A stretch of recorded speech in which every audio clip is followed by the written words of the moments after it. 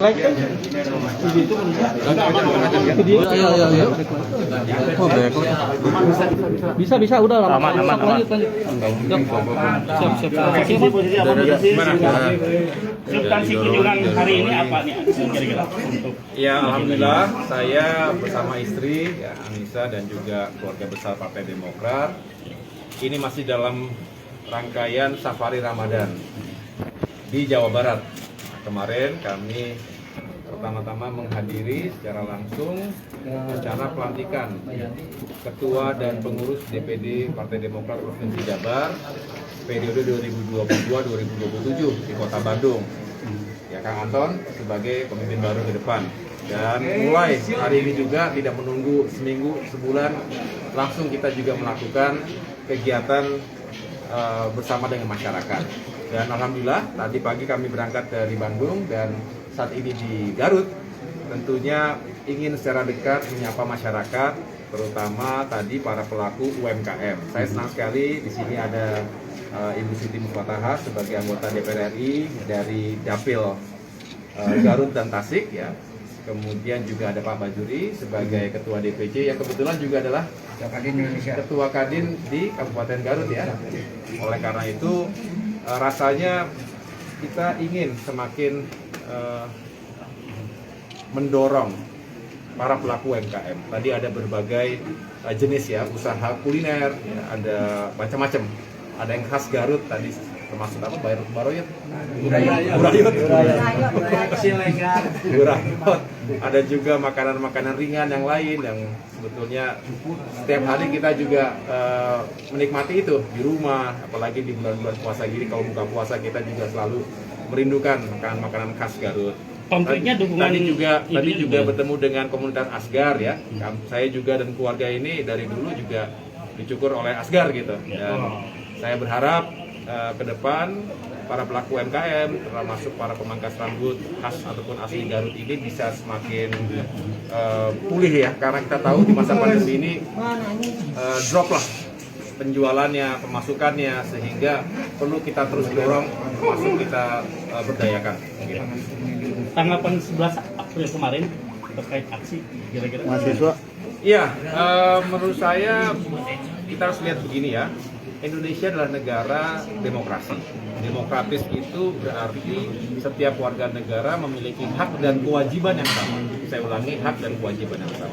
Apa hak asasi? Salah satunya adalah menyampaikan pendapat, suara, aspirasi. Itu hak yang diatur oleh konstitusi. Oleh karena itu siapapun anak bangsa, termasuk mahasiswa dari berbagai kampus di Indonesia yang ingin menyampaikan aspirasi dan suaranya sebetulnya dipersilakan, asalkan dilakukan dengan cara-cara yang tertib, dengan cara-cara yang juga konstitusional. Kita berharap supaya tidak ada yang kemudian menjadi korban dalam situasi yang tidak menentu. Siapapun ya, siapapun. Kemarin kita tahu ada sejumlah yang menjadi korban, termasuk Jadi aparat. prihatin juga Pak adanya tindakan kekerasan. Oh ya, tentu kita tidak bisa membenarkan setiap bentuk kekerasan terhadap siapapun. Sekali lagi ya, siapapun bisa menjadi korban. Baik si pendemonstran, baik aparat, baik siapapun. Media, teman-teman media kan juga di lapangan tuh pasti.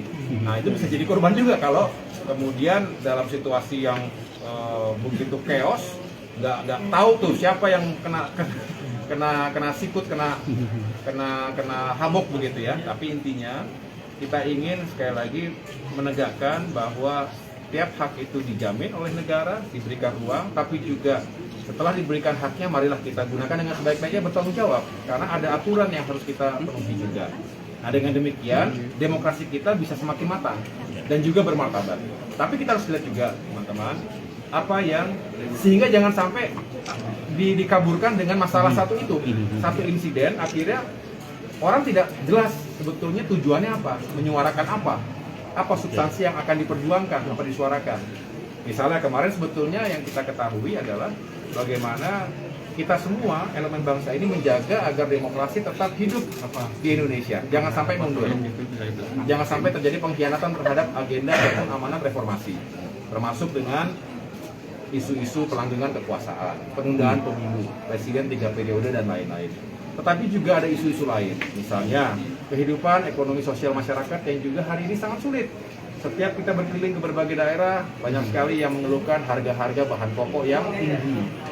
Minyak goreng, gula, telur, belum lagi bicara BBM, solar, semuanya itu tentunya mencekik kehidupan masyarakat kita. Nah inilah sebetulnya yang harus menjadi fokus ya. Mudah-mudahan Indonesia makin pulih setelah kita melewati masa-masa COVID ya, dan benar-benar berpihak pada masyarakat kecil. Yang paling susah para pelaku UMKM termasuk diantaranya. Makanya kita kemana-mana Partai Demokrat ini berusaha untuk membina dan menguatkan UMKM karena mereka yang paling terdampak. Termasuk lagi para pekerja lepasan, para pekerja honorer dan lain-lain yang memang gajinya atau penghasilannya pun sangat-sangat kecil begitu. Mas begitu. Mas Mas Ahaye, setelah pelantikan Ketua Jawa Barat, kenapa memilih Sapari di Jawa Barat, salah satunya ke Kabupaten Garut? Alasannya? Garut kan spesial. Mantap. Apa? Swiss Van Java. Kembali ke 2024, Mas Ahaye. Kenapa? Untuk 2024 juga belum kan? Ya, kita ingin terus berikhtiar, berjuang ya. Partai Demokrat, saya sendiri ingin terus mempersiapkan diri dengan cara meyakinkan struktur partai. Contohnya di tingkat pusat tentu saya bertanggung jawab dan secara nasional saya bertanggung jawab. Tetapi pemimpinnya, ada pengurusnya. Di tingkat cabang yaitu kabupaten kota juga demikian. Kita harus yakinkan bekerja secara efektif dan solid, kompak begitu. Strategi kita juga harus siapkan. Mudah-mudahan waktu yang tersedia atau waktu yang tersisa sampai dengan 14 Februari 2024 ini cukup bagi kita untuk meningkatkan elektabilitas. Dan mudah-mudahan terbuka jalan bagi Demokrat juga mengikuti kontestasi pemilihan presiden. Bukan hanya pemilihan anggota legislatif. Kita ingin sukses tentunya, seperti halnya kita ingin lebih berkiprah lagi, lebih berperan. Tadi saya bertemu dengan para guru honorer ya, berharap program-program pro rakyat yang dulu dijalankan oleh Presiden SBY juga bisa kembali dijalankan kalau pada saatnya Demokrat punya peran yang lebih baik lagi. Garut sekali lagi spesial, masyarakatnya dinamis, kreatif, dan mudah-mudahan Kembali menang di seperti 2000. bisa menang seperti 2009. Yang pasti Ahaye presiden. Udah baca apa ya? Presiden. Ayo, jam berapa kita zuhur? 8 menit. Oh ya, kita berarti persiapan wudhu. Terima kasih sudah nonton. Jangan lupa like, subscribe, dan share ya.